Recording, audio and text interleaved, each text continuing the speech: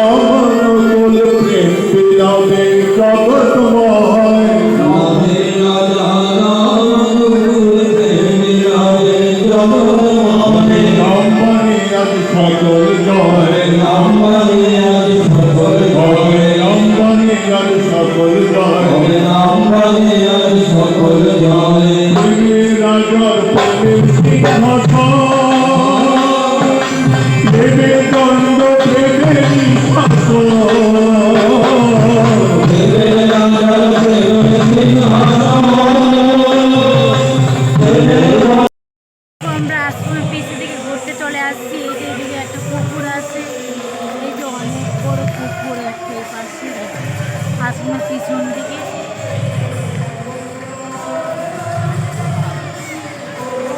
কোথায় চলে গেলে আমরা দেখতেই পাচ্ছি।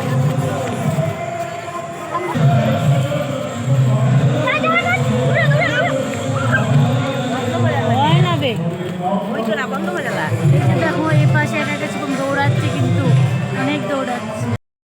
পুলেদের নিয়ে খাওয়ার পর একটি দলা রেখে দিতেন, আর ওনার বড় মেয়ে অর্ধেক রাত্রে উঠেও সেই দলা খুঁজতেন বাবার হাতের বানানো। এই যে তার জীবন। পূজ্যপাত দাদা বলছেন, বাবা দাড়ি খামাতেন একটি ফুল, আমি ওটা দিয়ে না আর আমার আট পেন্সিল বারবার কাটতাম। বাবা আমার প্রতিবার বলতেন এমন করো না, ধমক দিতেন না। জানি বাবা শেষ দিন পর্যন্ত অনেক ফুল বদলাইয়েছেন, কিন্তু